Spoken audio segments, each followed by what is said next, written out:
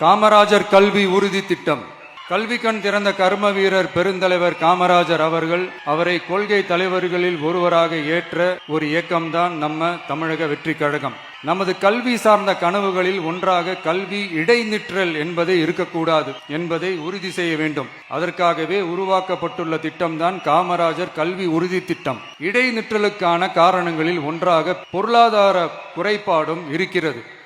இதை உணர்ந்ததால் தான் 1ஆம் வகுப்பு முதல் 12ஆம் வகுப்பு வரை எந்த குழந்தையும் கல்வி இடைநிற்றலுக்கு ஆளாகவே கூடாது என்று எண்ணுகிறோம்.